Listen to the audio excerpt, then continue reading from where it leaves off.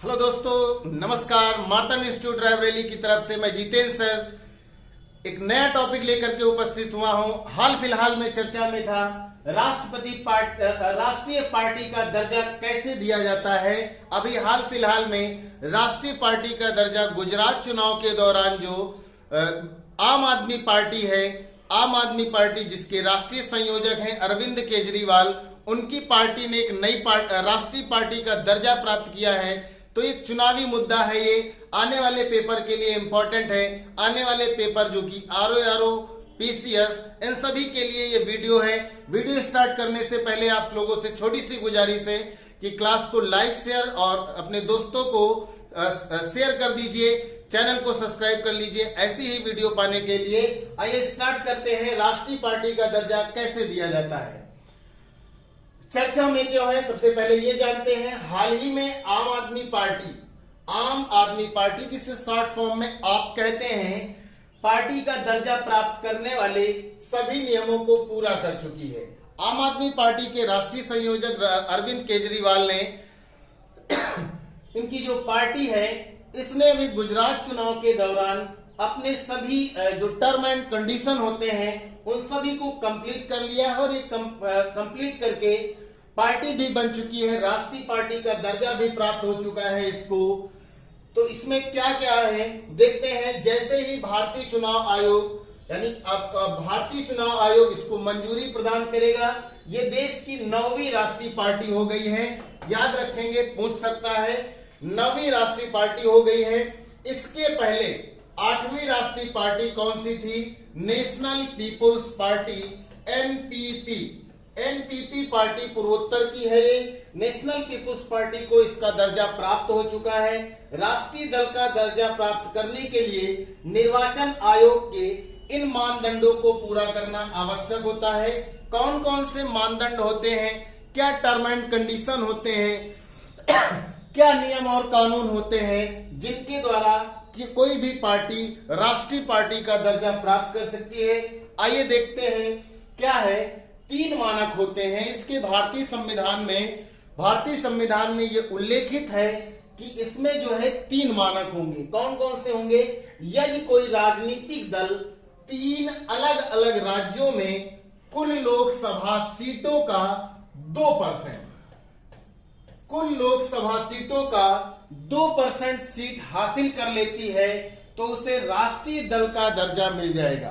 पहली बात तो यह है कि यदि कोई पार्टी 3 अलग अलग स्टेटों में लोकसभा जो चुनाव होते हैं उसमें 2% सीटें प्राप्त कर ले तो राष्ट्रीय दल का दर्जा मिल जाएगा।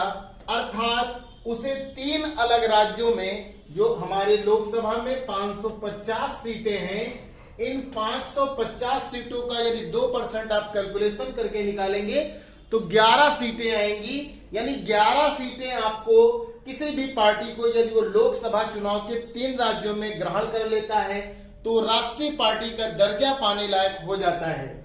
दूसरी कंडीशन क्या है? किसी राजनीतिक दल को लोकसभा या विधानसभा, दोनों बातें हैं, लोकसभा या विधानसभा के चुनाव में वहां पर 3 राज्य थे, यहां पर 4 राज्य हैं, के कुल वैध मतों का 6%, इसको छाप के रखो। ये वाला पूछा गया है। लोकसभा या विधानसभा के चुनाव में 4 राज्यों के कुल वैध मतों का 6% वोट के साथ, इतना ही नहीं, लोकसभा सीटों में कम से कम 4 सीटें, कम से कम, या तो वह लोकसभा और विधानसभा के चुनाव में है ना, विधानसभा के चुनाव में जो लीगल वोट्स होते हैं उनका 6% और इसके साथ साथ लोकसभा में 4 सीटें प्राप्त करता है, तब वह राष्ट्रीय पार्टी का दर्जा प्राप्त करने लायक पार्टी हो जाती है। तीसरी कंडीशन हमारी क्या है? किसी राजनीतिक दल को 4 या उससे अधिक राज्यों में, 4 या उससे अधिक राज्यों में राज्य स्तरीय दल का, है ना, यानी वो राजकीय पार्टी बनने के लायक हो गई हो, उसने राजकीय पार्टी का जो फॉर्मूला है कंप्लीट कर लिया हो, तो वह दल एक राष्ट्रीय पार्टी का दर्जा प्राप्त कर सकता है।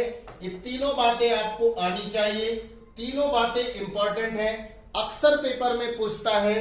और यहां से जो चौथा है कि 4 या उससे अधिक राज्यों में क्षेत्रीय पार्टी, जो क्षेत्रीय पार्टियां होती है वो राजकीय पार्टी का दर्जा प्राप्त कर ले तो फिर वह राष्ट्रीय पार्टी बनने के लायक हो जाती हैं।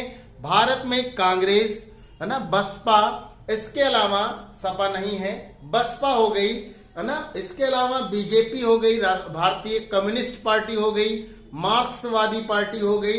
ये सभी पार्टियों को अभी तक राष्ट्रीय दल के रूप में मान्यता मिल चुकी है और इनको मान्यता देने का कार्य करता है भारत का जो इलेक्शन कमीशन होता है, भारतीय चुनाव आयोग होता है, वह इन्हें मान्यता प्रदान करता है। राष्ट्रीय दल का दर्जा प्राप्त करने के बाद ये पार्टियों का अपना जो ऑथेंटिक चुनाव चिन्ह होता है वो लीगल हो जाता है, फिर वह उसको बदल नहीं सकती हैं।